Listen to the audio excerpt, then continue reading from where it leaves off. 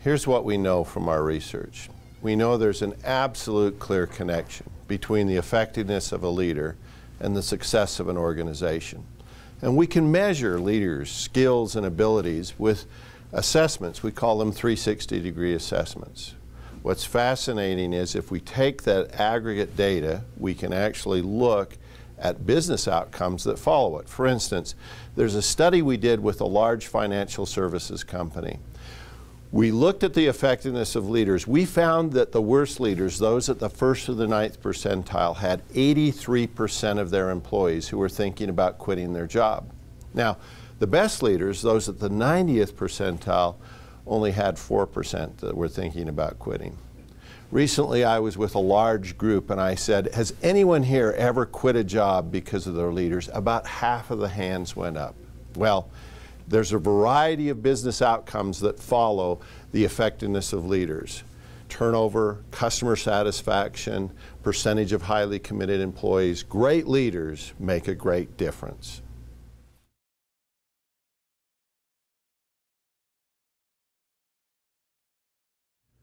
We see a big difference between organizations that have good leaders at the helm versus those that don't have good leaders.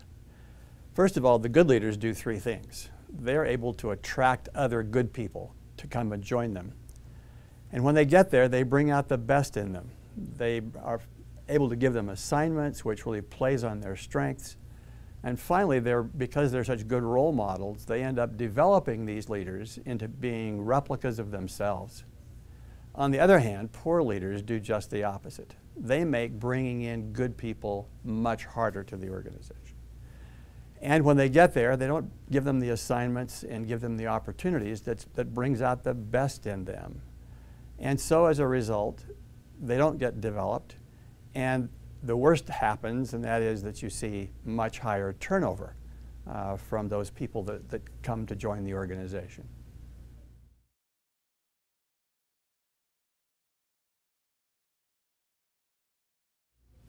We collected data from 5,000 leaders, and we were interested in the differences between the top, middle, and the lower level leaders and their effectiveness.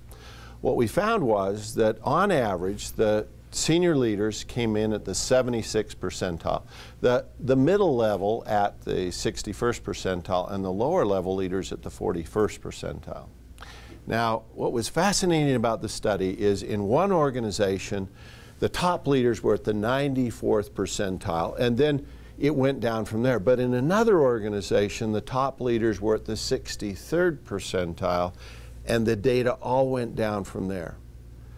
Senior leaders set the bar. They set the ceiling. We call it the leadership ceiling. And you're probably going to be less effective than your boss. So, senior leaders, you need to set the bar and set that bar high.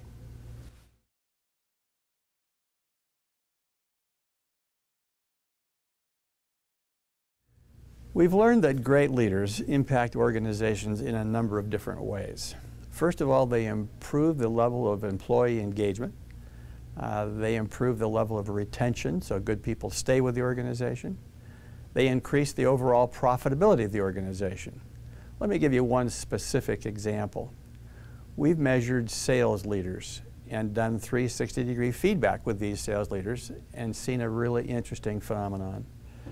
Those sales leaders who received the highest 360-degree feedback scores produced 6 times the sales revenue of those who were at the bottom 10%. So everything we've measured, we've seen this direct correlation between leadership effectiveness and measures of organizational performance.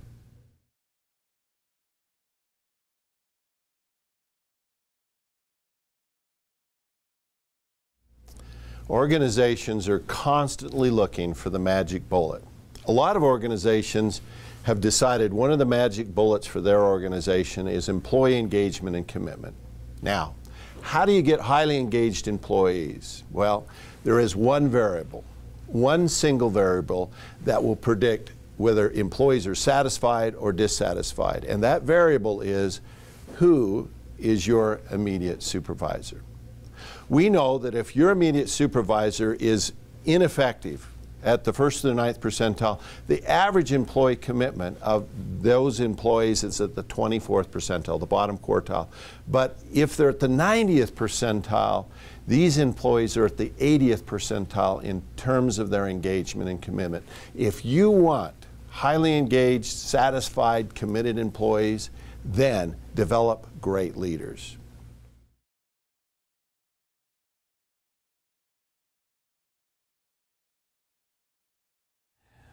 One of the things that we have clearly observed is the relationship between employee commitment and the ultimate outcome or performance measures of an organization. For example, there's a clear chain reaction between increasing employee commitment, the impact that that has then on the satisfaction of the customers to deal with that organization, and then the level of revenue and profitability that the organization experiences. So here is the chain. When employee commitment goes up, and Sears said we can measure it that if it goes up by 5%, that the customer satisfaction numbers will then go up by 1.3%. And when customer satisfaction numbers go up, people then buy more, they come back more often, they tell their friends. Profits are then driven by the increased revenue for that store. So everything that we've measured sort of shows this relationship between employee engagement and ultimate measures of organizational performance.